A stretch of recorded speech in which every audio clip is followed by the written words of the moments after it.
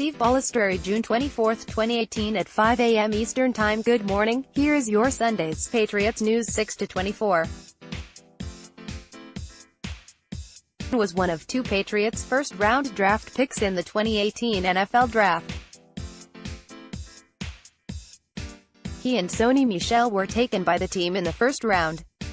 Wynn is a 6'2", 302-pounder who played both guard and tackle during at Georgia. As a senior in 2017, he was named a team captain and started all 15 games that he played at left tackle. He was named to the 2017 Associated Press All-America Second Team. 2018 training camp will begin on Thursday, July 26, the Patriots have announced. The team will give further details once the dates get closer, but expect large crowds, and if you want to get a good vantage point, plan to arrive early. In accordance with the NFL's rules, here are some of the training camp ones to remember for the beginning of camp. Day 1, physicals, meetings, classroom work, running, conditioning. Day 2/3, on-field practices allowed without pads and without contact. Day 4, UTC, 2-a-day practices authorized, no more than 4 hours per day, no more than 1 practice with pads per day, no more than 3 hours per day. Padded practice, defined as any practice with helmets and shoulder pads worn, minimum 3 hours between practices if the team elects for 2 a day. Second practice limited to walk-through. Quarterbacks, punters, kickers, and long snappers may elect to wear a helmet and/or shoulder pads during non-padded practices. Players with head injuries may be directed to wear a helmet by team medical staff as a precaution during non-padded practices. Quarterbacks and defensive player who receive signals from coaching staff may wear helmets to receive communications from sidelines. Teams are required to video all activities and retain film for at least 30 days after the start of the regular season. The NFLPA will be allowed to view the films of practice if a complaint is made about the team's workouts. Players aren't paid during training camp, instead receiving room and board from the team, and are paid per diem for their time spent at camp. Tom Brady and his wife Giselle attended the U2 concert recently, and like everyone else, Brady sang along with the song, "Just Like All of Us Do," while driving. However, when it comes to singing along with Bono, Brady isn't the GOAT. He is just as bad as the rest of us in the singing department. But hey, it never stopped me from singing loudly in traffic or at concerts. Looks like fun was had by all. Oops, there's that pesky fun word again. The video can be seen here. Eric Decker, the free agent WR, said on SiriusXM radio that he'd be open to going to New England and reuniting with Josh McDaniels, who drafted him in Denver in 2010. "At this point in my career, I want to go somewhere where I have a chance to compete for a Super Bowl, be in a good system, be with a quarterback that my skill set would be an addition to the team," Decker said. "I talked with New England actually last year when I was going through the free agency process, late there in June," Decker said. "We'll see once GMs and coaches have kind of regrouped after minicamp, and we'll see what the needs are going into training camp." Brandon Browner, who won back-to-back Super Bowls with the Patriots and Seahawks, was sentenced to 60 days in jail after pleading no contest in a domestic battery case. He was released after just 2 days due to jail overcrowding. Browner spent 3 years with the Seahawks and 1 with the Saints. In 2014, he played in 9 regular season games with the Patriots but played in a key role in their Super Bowl win over his former team, the Seahawks. Jameis Winston is looking at a 3-game suspension, and once again the league has leaked out the punishment before the player was even notified. And the case, much like the Edelman case, feels like the league has to delve much deeper before issuing a suspension on him. So is the suspension for failure to report an incident, in which the player's take is that the incident in question never happened? Bentley, an early down run stuffer. We post our early summer 53-man roster projection 1.0 earlier this week, and one of the early winners we projected, which got some questions, was with the rookie linebacker Javon Bentley over the incumbent inside linebacker Elandon Roberts. Roberts is a favorite of Bill Belichick, and his game is built similar to that of Bentley, as an early down run stuffer. However, Bentley has got a distinct size advantage, being 6'2", 260 pounds, while Roberts is listed at 6'0", 235 by the Patriots.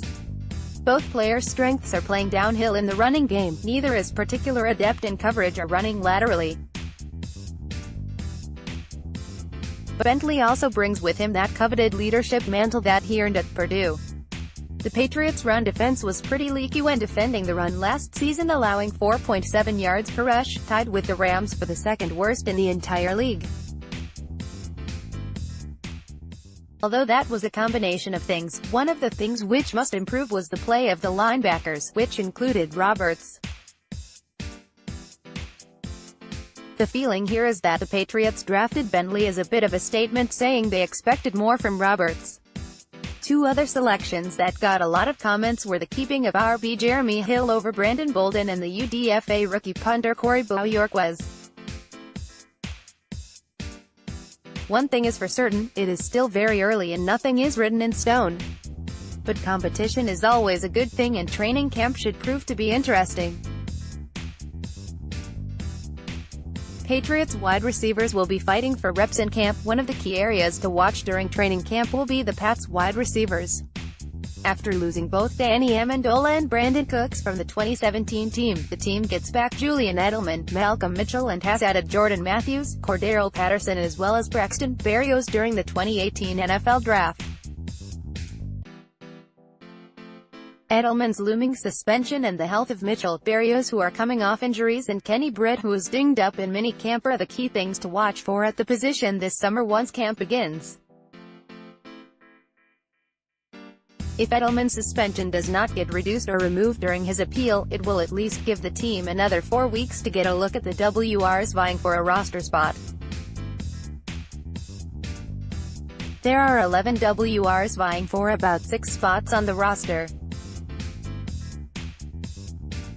That makes for great competition, especially when considering that only a few, Edelman and Hogan, were locks to make the roster. There will have to be some tough decisions made. Guys like Berrios and Mitchell, who are expected to make strong pushes for the roster, both missed most of the spring workouts. July 26th can't get here fast enough.